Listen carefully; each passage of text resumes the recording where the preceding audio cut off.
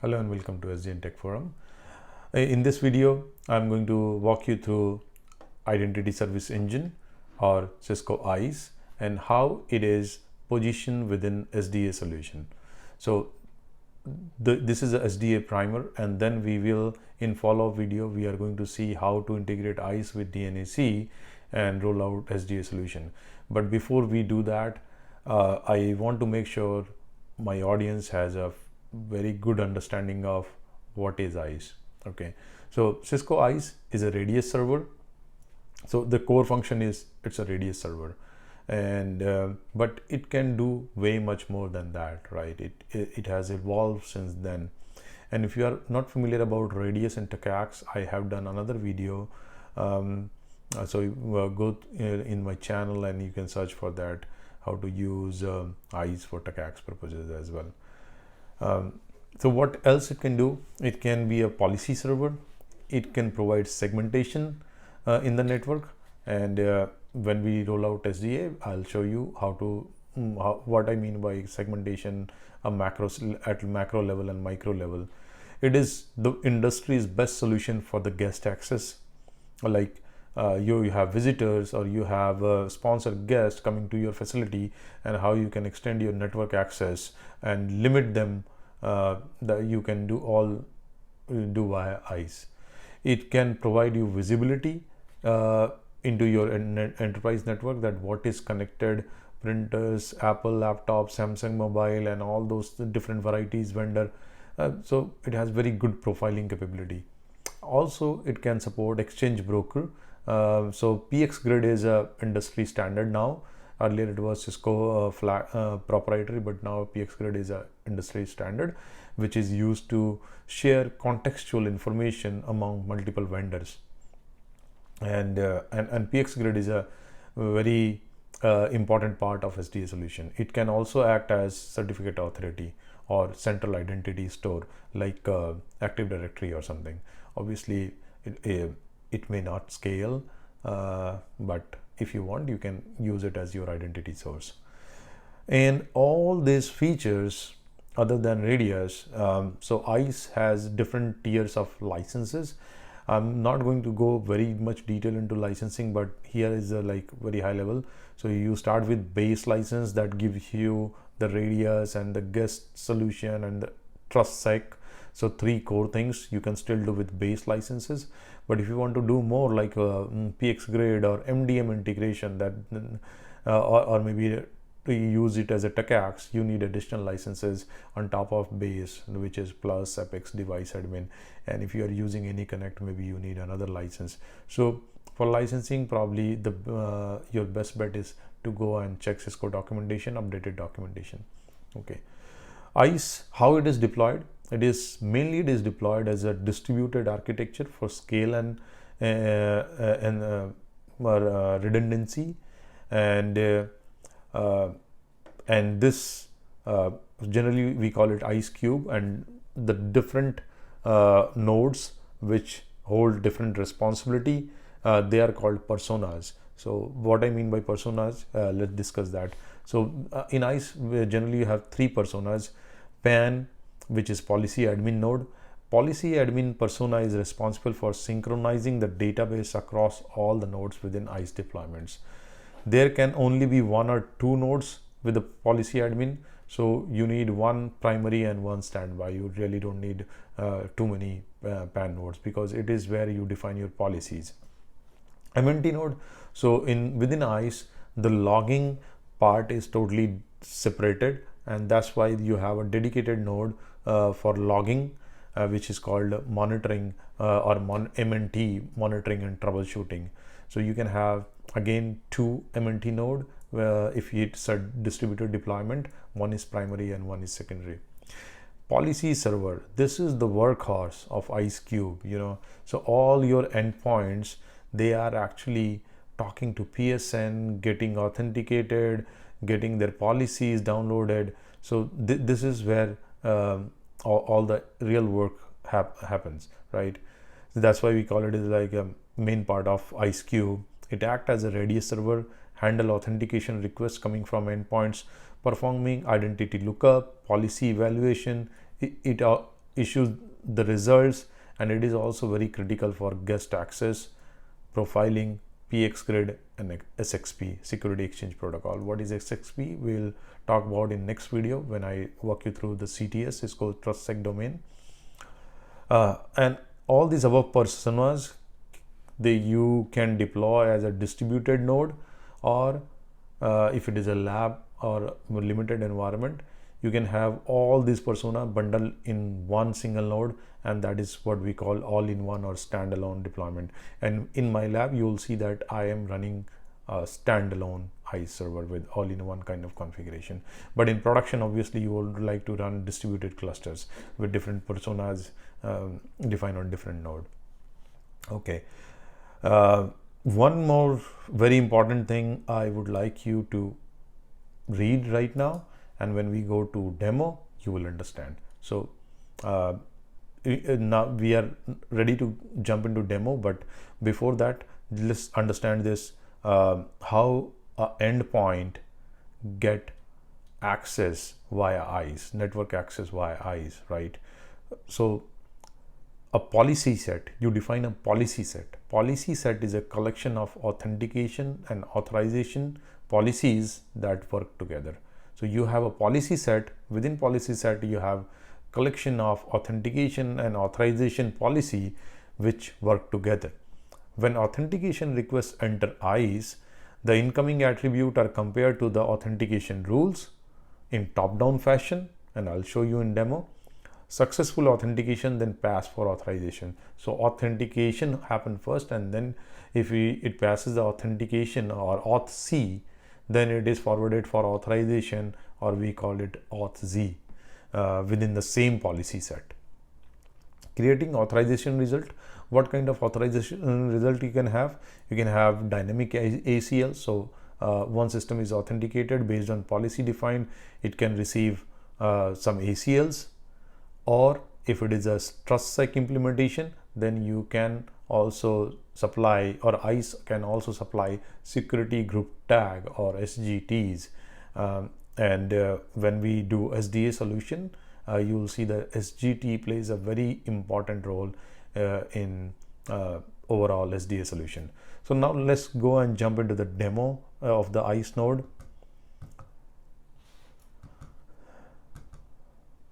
Okay, so this is my ISE deployment. Basically, when you log in, it land you to this page, and every time you log in, you may get, based on the license deployed, you might get a license warning. It can pop up. Okay, so this is how our overall dashboard looks like. You can obviously arrange this or change this a little bit, but this is by default. You land in the home page. What I would like to show you is first administration tab and then work center. So within administration, system, identity management, network resources, device portal, PX grid, and other high-level features. Within high-level features, you have small or subset of features. So under administration, system, deployment, first let's see what kind of deployment it is. So you can see this is my host name and personas. What we talk about personas in theory, right? So we have admin, that is mean PAN node, monitoring, which is MNT, policy service, that is PSN, which is workhorse, or and then PX grid. So it is one VM or one host which has all these personas built in, and the role is standalone.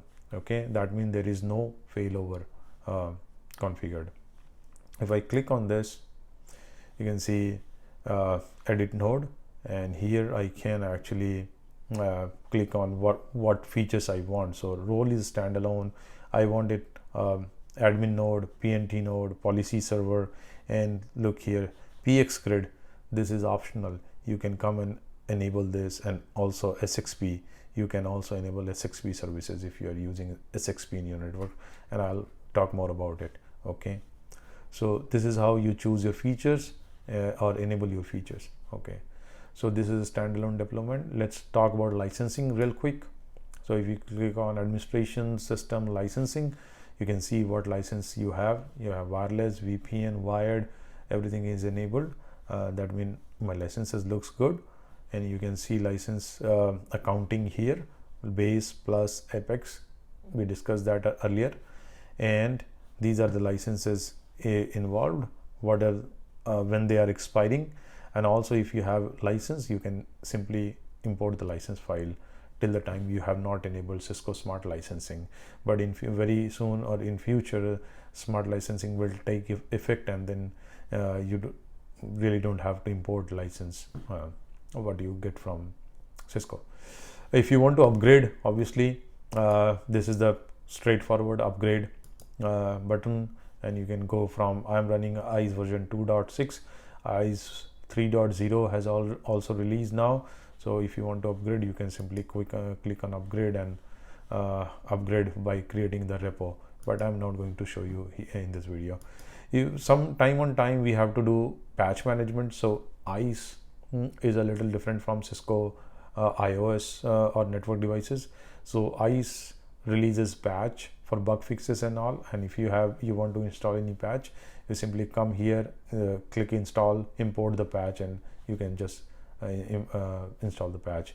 And most of the patches, they don't require a reboot of the system. Okay, backup and restore, same thing. You can actually back up your node config and all those things. Okay, so enough time spent on the node administration or VM administration. Now let's talk about policy part. So let's click on work center, and in work center, so how you may be thinking that how to operate the ISE, right? There are multiple tabs, then you have sub tabs, and under sub tabs you have another sub tab level of tabs. So it's very nested, right? So you can feel that I'm lost. So the best way to operate within ISE is your work center. Work center is your de facto or a go-to part. Under work center, you can see that everything very nicely arranged. That means network access and everything related to the network access is here. Everything related to guest, they are all available here. So you can see that it is very well arranged based on the big capabilities what ISE has. So if you want to deal with TrustSec, you can have all the TrustSec settings available here, right? In this video, we are only going to talk about network access and a little bit on identity, and obviously a little bit of TrustSec, but feel free to explore other things. And device administration is the TACAC. So if you want to use ISE as a TACAC server, this is your tab to go. And I have done a video in past, so you can watch that video. Okay, so let's look at the network access overview. Not much here, but network access, identities, and here you can see that you have all the endpoints. That's how ISE provide you the visibility, right? So it can give you all the endpoints which is getting authentication request. Network access users, you can define users locally, or you can actually join your LDAP. So this is identity source sequence, and you can see that what all different identity source sequence you can have, all user ID, and you can click on add, and you can actually join your Active Directory or internal users if you defined one. Okay, now let's again go back to this and click on network resources and network devices. You can see all network devices which is like in .1x solution, which is working as NAD, and that means that your endpoint is connected to these network devices. They all are listed here. In SDA solution, this part is automated. In SDA, many things are automated, right? But if you are not using SDA and you want to use TrustSec, then you have to add your device here. And when you add your device, you can see that you can put your name, IP address, you can choose what model number and all those things, and then you have radius settings. So how this add network device can going to talk to ISE. If it is using radius, then you can define a radius secret key, but but you have to enable it here first. Okay, that's how you enable radius between NAD and ISE. If you want TACACS, SNMP setting, and general SNMP setting for polling or probing, and then advanced TrustSec. So in Cisco TrustSec solution, this is where you define your parameter. You say that device user ID TrustSec identification, ID and password. The same ID and password is configured on network device, and they talk to each other securely based on this, because when you enable TrustSec, then only security group tagging information is getting exchanged. Okay, so let me go back. Yes, we don't want to make any changes, and show you one of the device, which is a SDA device, and how it is get added automatically when I provision the device. You can see that IP address, name, radius, and SNMP, advanced TrustSec. So all those things get populated automatically, and the device become part of Cisco CTS domain. Okay, so this is about network access. Let me show you identity group. User identity group, you can use, we actually talk about it, so you can define your users locally, or you can define, you can join your AD and get those user authenticated. Now the last thing, or very important, what I want to show you, which we actually touch base upon, theory, policy set. So policy set is the very important part, and if you have, you can see I have multiple policy set, but if it is a brand new ISE, you will have only one policy set configured, which is default. And if we so you can see the policy set name is default, there is a description, there is no condition studio here, and allowed protocol or server is default network access. There are other options also, by TACACS, but default is good. And once you expand this, once you expand the policy set, what you're supposed to see is authentication policy and authorization policy.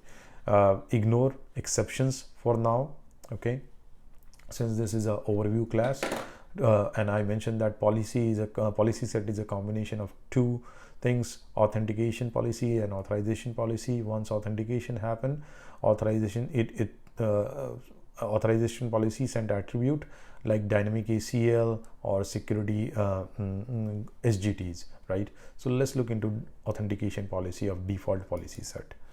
You can see I have at very high level three things: MAB, which is like you don't have any supplicant MAC address based authentication, so wired MAB or wireless MAB.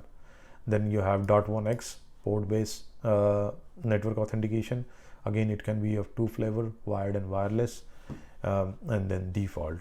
Okay, so this is my rule name, these are my conditions. Okay, and use what you how it will be used. So for MAB, you can see I have chosen internal endpoint. That means only authenticate MAC addresses which are defined on ISE itself, right? Because I want this is where I host or store all my known MAC addresses. But for .1x, I can go a little broader. That means I'm saying for any endpoint which want to authenticate wired or wirelessly, use all user ID stores. When I say all user ID stores, that means internal user, AD base user, certificate user, and everybody. Okay, so that's how I define that what is my sample universe, or from where the endpoints are connecting. Okay, so this is about authentication. And within authentication, let me show you there are like a decision tree. So an endpoint coming from all user ID store, whether it want to authenticate wired or wireless, what if authentication fails, then what do you want to do? Reject. If user not found, like a user coming but you cannot locate the user, then what do you want to do? Reject.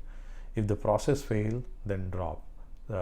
Okay, but you can obviously change and say continue, so it will continue to authorization, but we want to leave it default. So assume that your authentication succeeded, then obviously it will move to authorization policy, and authorization policy is where you can pour more details. Like for example, there will be like a lot of by default authorization rule configured, but let's pick one. Employee TLS, this is my rule name, and you can see that we should name the rule which can self-explanatory. So here it looks like any employee who is authenticating .1x, and within .1x it should use TLS method. And what are the conditions? Wireless BYOD is registered, TLS and so it is all of it, right? You can also have or that any of, so it's like match any, match all. So when it is and, it's match all, when it's or, it's match any. So check all these conditions. If all these conditions, since it is a or, since it is a and in the condition studio, that means if all these conditions are satisfied, then what do you have to do? Then you have to pass on the result, and result is nothing but authorization profile, and it says permit access. So it's a simple result. That means okay, if my user has met all these conditions, then allow him access. Additionally, what you can do, you can send security group as a attribute. So this user will get network access. At the same point of time, it will get a security group or SGT tag passed on. So any communication this user try to make, that packet will have SGT associated within that communication, and you can use this SGT to and this SGT actually play a very important role in Cisco TrustSec domain, and I am going to give you a little bit of glimpse what is it now. So administration work center TrustSec. Now we are talking about security group, right? So within security group you can see component, and that's where my security groups are configured. Security group SELs, security groups, there will be some default security group defined, but if you want, you can create your own security group, and security group ACLs. What else you can do? You can define the policies, that which security group can talk to what security group. All those policies also you can define here. Okay, matrix, and this is how it looks. So I will talk about this in SDA solution, but just see how we can leverage security groups. Okay, so this is about security group, and if you have ISE, feel free to explore about it, and look, more time you spend on this, more you will feel confident. So I'm sure you are feeling confident now after this. The last thing before I forgot, I want to show you the operation and live logs. So this is kind of like your dashboard or a real-time dashboard. How real-time? You can control it. So you can refresh this dashboard at the very minimum of every 3 seconds. That means every 3 seconds it is going to refresh itself, and it will show you what is going within your network. So it is giving me a live logs of all the endpoints who are trying to authenticate, and what is going on with their authentication. So you can see that this user Fred, it is trying to authenticate, and what results they are getting. They are getting policy set result, they are getting a SGT, they are getting IP address. So everything you can get see here in one glance.